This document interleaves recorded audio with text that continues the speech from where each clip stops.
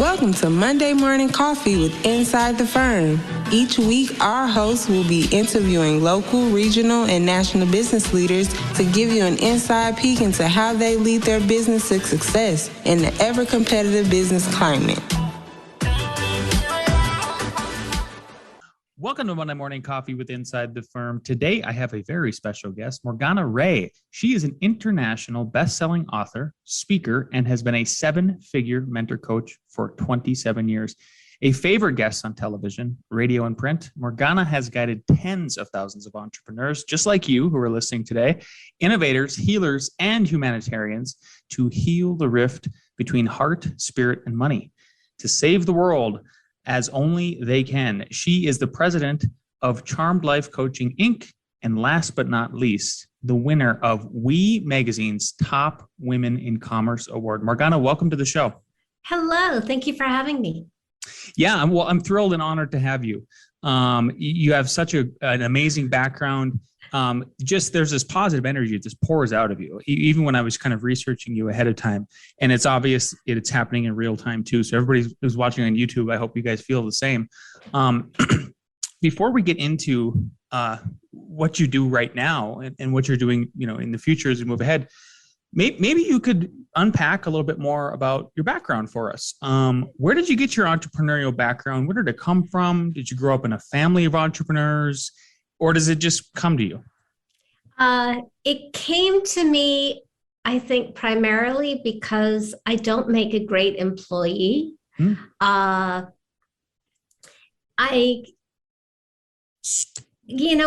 all need to express our creativity. And when you're working for somebody else and you see things that aren't working, you can't really do as much about it as you would like.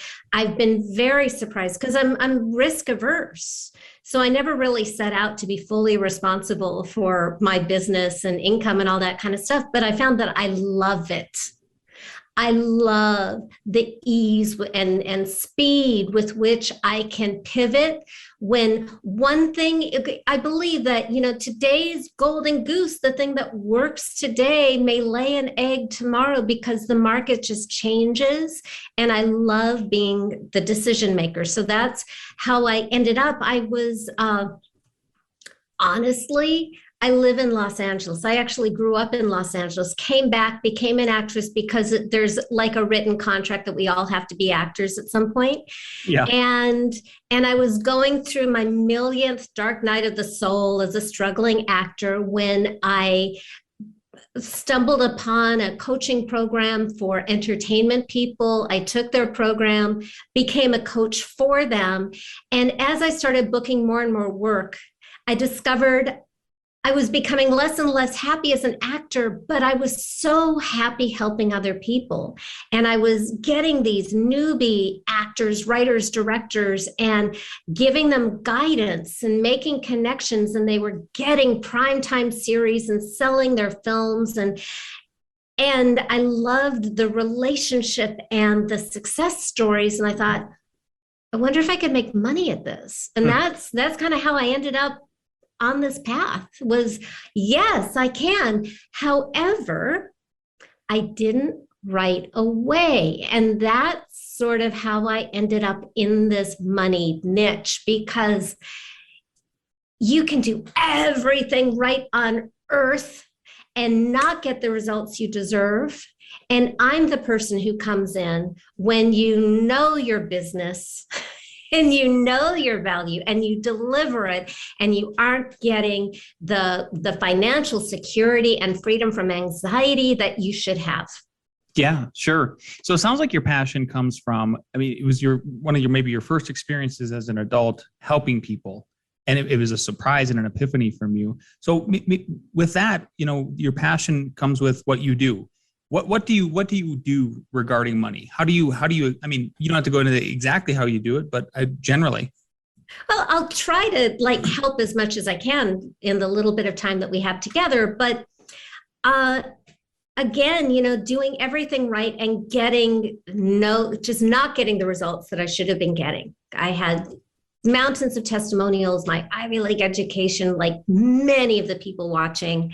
I'm actually really good at marketing, and people have been hiring me to coach them on marketing since 1994. Oh. So, and I was living in Los Angeles, and at my low point, addicts talk about their bottom. This was my bottom, was in 2003, I was making $100 a month living in Los Angeles, which is quite an accomplishment when you have celebrity clients and you're delivering results and you know what you're doing. And it was like I had superhuman powers of money repulsion. So what I love about what I do, well, first, I had to try everybody else's program, you know, the marketing, the sales, the inner work stuff. And I was doing all of it because I'm a good student, and it still wasn't working, which is really painful. And I accidentally came into my own solution, which was to personify the relationship with money, which sounds really, really weird, but our relationship with money lives in us like a relationship with a person. And mine was like that bad boyfriend who would be cheating on me and telling me that I wasn't good enough. I just felt so beat up and rejected by money all the time. And I didn't see that I felt that way about money until I had this like epiphany moment with a coach. And get this, I was making $100 a month living in Los Angeles, and I still had a coach. And I have to say, thank goodness, because I had that weird life-changing moment where my coach said to me, Morgana, if your money was a person, who would your money be? And suddenly, in my mind's eye, I saw this big, scary, dirty, violent biker who caused fights. Honestly. I don't have anything against bikers. It was an imaginary person, but I had no idea that I felt that way about money. It didn't become, my unconscious didn't become visible to me until I personified it, because that made it real. We can talk about limiting beliefs for the next 30 years, and it's just idle chatter and very interesting, but it's abstract. When it became a person, that felt real. Yeah, and it became tangible for you. What did you do? It. Once it became the person, then, is that when you were able to, I mean, from there, did it become a transition? Were you trying to transition that being into something else? The guy felt so real because I was lucky enough to be in such a dark place before that coaching call in that moment, which, by the way, the person who is in the most anxiety and despair has the biggest advantage, because that is when you are ready for change that sticks. You're motivated. There's a lot of leverage. It's like a slingshot. I'm really not one of those law of attraction coaches where it's just like pretend everything's okay when it's falling apart. Don't do that. So for me, he felt so real and so scary that I knew without a doubt there was no way I could have money in my life if that was my money. So I had to break up with him. By the way, I've coached many thousands of people since. Now I encourage you to be a little more bloody with the breakup. Okay. So that it doesn't come back. Yeah. But at the time it was just like, be gone. And then I had a new problem. I live in Los Angeles and I just got rid of my relationship with money. And I know it's imaginary, but it's also real, because it's our imagination, our inner beliefs, our subconscious that produces our attitudes and our actions and our results. So I had this problem. I just got rid of money and I needed money in my life. And if you've ever been in a really bad relationship, you know how gun shy you are. Like, oh, I don't want to get into that again. So it wasn't even that I wanted a relationship with money at all, but I knew I needed to have one. So I thought, well, who could I want in my life so much that I'd be willing to have that person, even if it's money?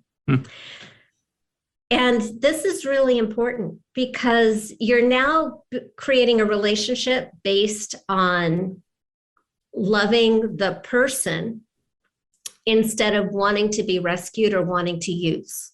So this is a very different flavor of relationship. And when I asked myself, who would I want? I was just on a roll that day because I'm usually really, really bad at visualizing.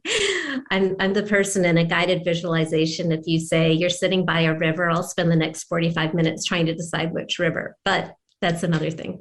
But the biker came to you instantly. So that would, instantly. that had, is that why maybe you thought it was so powerful? Like that it really was so real because it's, you know, yourself and you struggle with the visualization? You have to have such a strong experience. That's a great question. Thank you. It has to be such a strong, like full body emotional experience, not an intellectual exercise. Mm-hmm. A lot of people love to talk about mindset. And if it works for you, do that. But when mindset isn't enough, when you're doing all of the mindset stuff and it's not, and you're still not getting the shift you need to go deeper. And there's a lot of neuroscience behind this where you change a lifetime pattern, a lifetime behavior in an instant when you have a traumatic experience or a peak great experience immediately. You don't need 30 days to change a habit. You just need an extreme experience in a moment.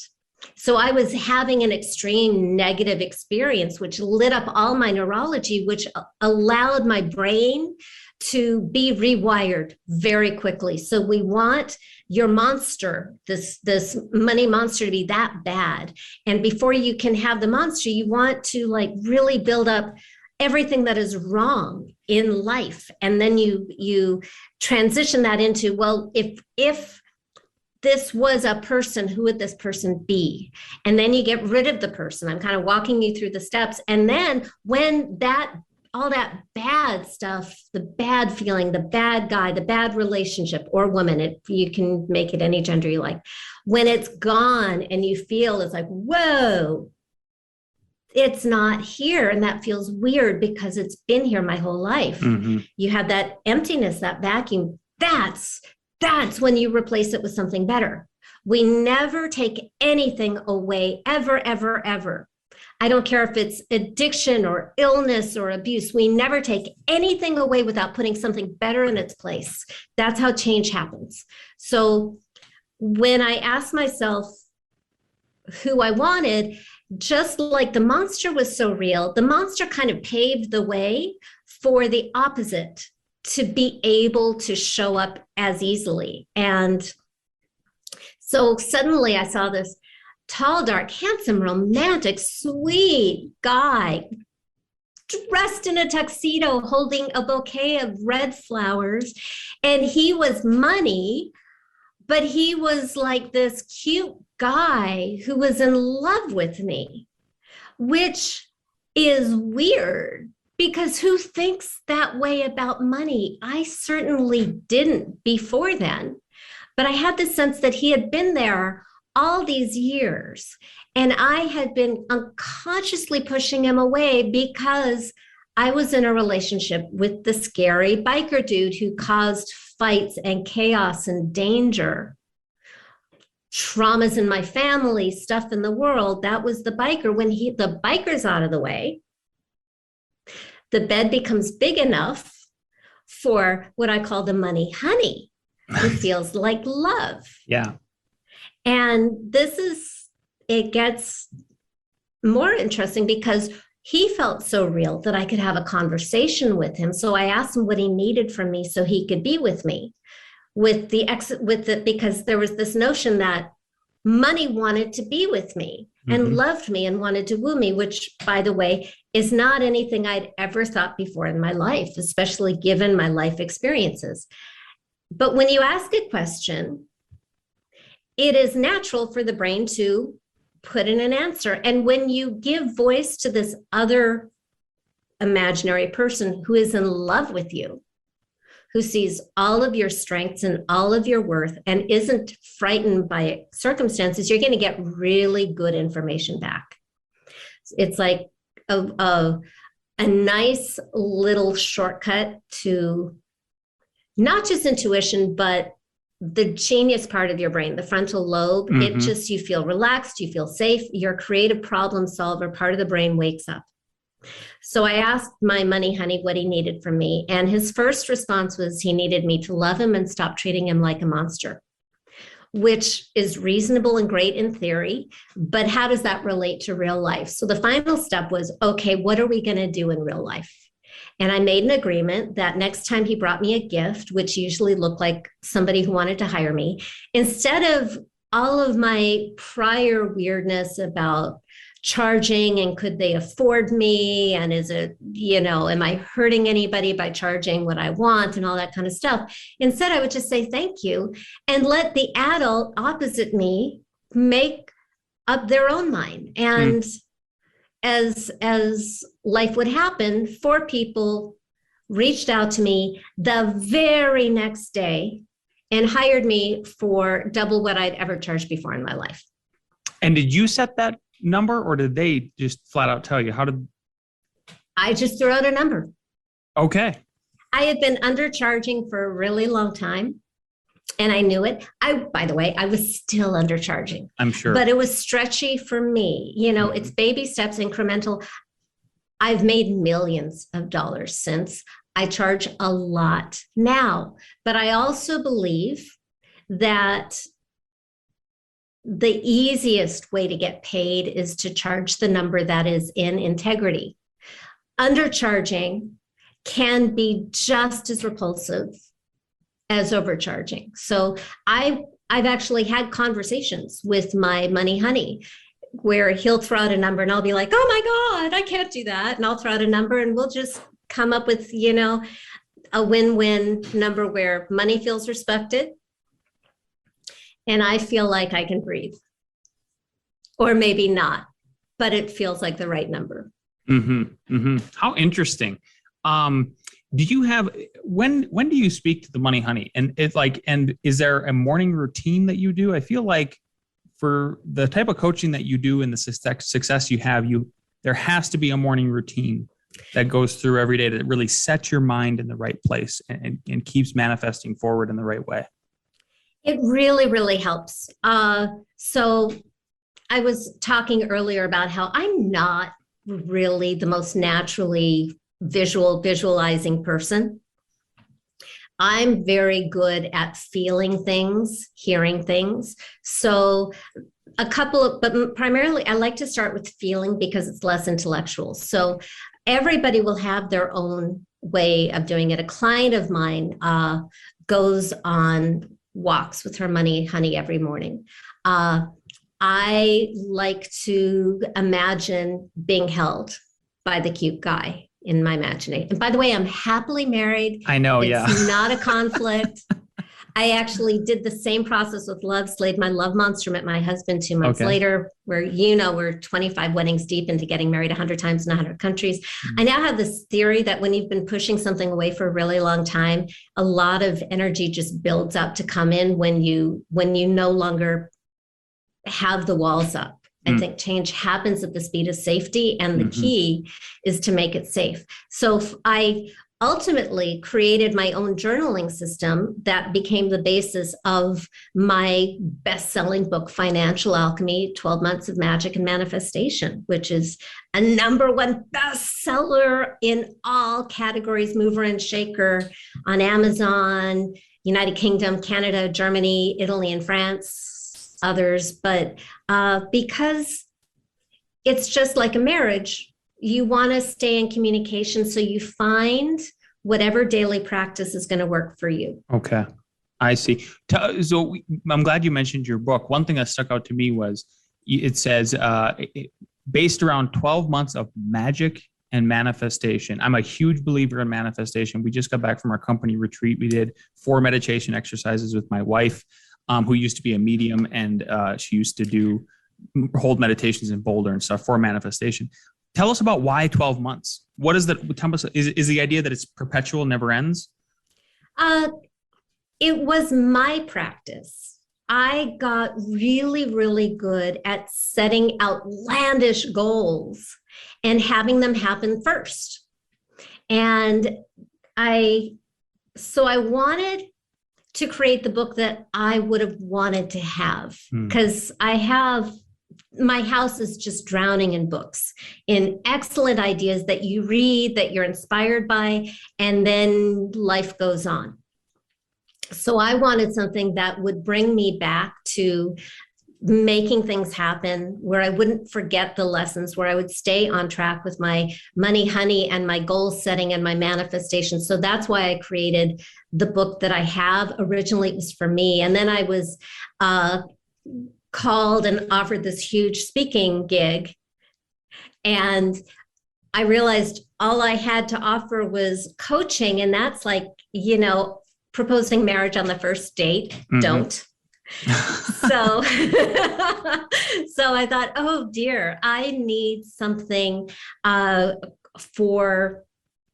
with something else to offer. And that was the first iteration of the book back in 2006. And since then, I've refined it, evolved it, finally had a book launch. And I have to say, having a book, if it can fit into your business, is really, really wonderful, because you can help people without actually putting in the effort for every single one of them. It's like helping people while I sleep, and it pre-qualifies my best clients. Like my client Pam had her first $250,000 month in sales before she hired me. Oh, interesting. Because of the book? Yes, using the book on her own. And when I get an application that says I had great results, that reads to me like, oh, this looks like an ideal client. And now she owns that multi-million-dollar business that she used to work for as a salesperson. Amazing. Yeah. Good for her. Speaking of, so that's one story. I was hoping that maybe you could share maybe one or two more of your, if you're comfortable sharing names or not, but maybe some of your favorite client success stories. Maybe they were like you, down in the gutters, barely making any money, and then they had this giant epiphany and transformation in life. Well, I have extremes, because I have coached the woman on public assistance, but I've also coached many multimillionaires. And so I'm going to, I think, talk about one of the millionaires, because there's the idea that anybody who doesn't have money, we know that there are a lot of problems that will be solved when we have money. But once we have money, we realize there are a lot of other problems that show up. So years back, I had a client who already had tens of millions of dollars. And the challenge for her was when she became rich, all of her relationships changed. Her romantic partner quit his job, declared, I'm never going to work again. And then he left her and married somebody else, leaving her heartbroken. So the money was getting in the way of love. It was tainting all of her friendships, because suddenly she became the bank. And that's something we all fear.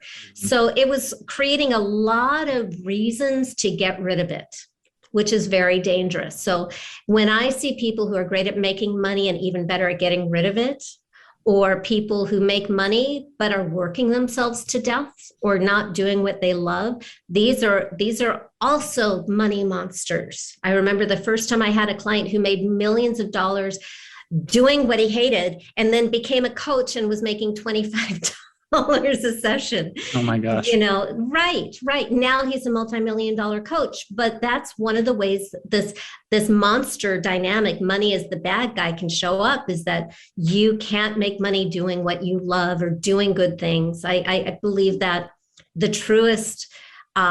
best relationship with money exists to give us the freedom to just focus on love and a great lifestyle and a legacy. So again, with my client, when we uncovered her money monster, destroyed her money monster, and replaced it with this great, safe, loving, adoring relationship with money, immediately she set much better boundaries with all of her friends, and her relationships improved. What happens when people borrow money, and this was happening to her, was the people who borrowed money from her started resenting her because they didn't want to pay it back. They started trash talking her so they would not feel bad about not paying her back. So she had to set really healthy boundaries, start saying no, get rid of the people who were no longer friends, and all of her relationships up leveled. And she met a hot Buddhist who didn't care about her money, was in love with her, and they've been together for over a decade. Very cool. Right? Yeah. And that's what it's supposed to be about: love, lifestyle, and legacy. I love that story. And thank you for sharing it on the millionaire side of things. I think that's, I mean, because I think the easy one was, if you're going from broke to something. One other topic I wanted to ask you about, because I feel like somebody like you who helps people get this lifestyle, get to a point of abundance, and then the abundance of money equals freedom. I'm a huge believer in that as well. Tell us about the outlook of scarcity versus abundance. I feel like there are two levels of thought in society right now, where some of us see the scarcity in everything, and some of us just see abundance and a life towards that. Why do you think there's that psychology and that dichotomy going on? Oh, that's such a good question. Scarcity is fear. Mm-hmm. And that's why money is such a juicy topic, because all of our deepest underlying issues around, are we good enough? Are we deserving or worthy? Are we lovable? Because it really feels like we're not loved when the universe is saying no to us. Everybody's saying no to us. You can't. And it's unsafe to not have enough money, which, by the way, is why for some people, there's not enough money in the world, even if they're oligarchs. That existential fear of being a mortal person, it becomes like an addiction, more money to just stuff down the feeling. Mm-hmm. So there have been some fascinating scientific studies on this. There's one that I am thinking of specifically in 2009, that the topic of money just switches our brain instantly. They did this test and it can be fake money. They had a control group, and then they had the test group, which was shown monopoly money. And then they sent an actor by who would drop a bunch of pencils. And the control group that hadn't seen the fake money would respond, "Oh, let me help you." But the group that had seen the monopoly money were like, not helpful at all. It brings up all of our fear, all of our self-protection. The topic of money cuts off our compassion and empathy to a degree. So because it wakes up the reptile survival me first part of the brain and shuts down the relaxed, expansive, altruistic frontal lobe that I was talking about earlier. So it's not your fault, but it's something to be conscious of. And my goal with my work is to fuse money with love. Because if we can approach money decisions from that relaxed, expansive, self-loving, generous, kind, resourceful, creative place, we make better decisions. We are better people, and we can solve the world's problems together. I would agree with that 100%. I think that thought process of fear equals scarcity, and bravery and optimism and love equal abundance and solving problems. It's a totally different mindset, and I think it's obvious. It should be obvious to everybody listening that that's not the way to solve problems. Is to solve them when you're in fear. You need to really be in this positive abundance mindset in order to get that done. And it's not our circumstances. Mm-hmm. Like I've mentioned, I've coached millionaires, I've coached billionaires who were afraid of losing what they have. That is a very high level of poverty. Oh my goodness. Right? That's an interesting way of putting it. I've never thought about it like that before. So it's really, the outside world follows our inside world. And my goal is that no matter what's going on outside, because life and circumstances tend to be dramatic. That's just sort of the design of the game that we're living here, is circumstances will be dramatic.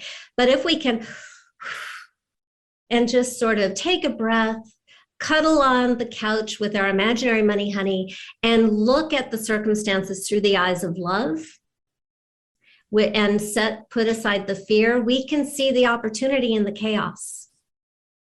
And we can know ourselves as bigger than whatever is going on, and we'll make better choices and get better results. Yeah.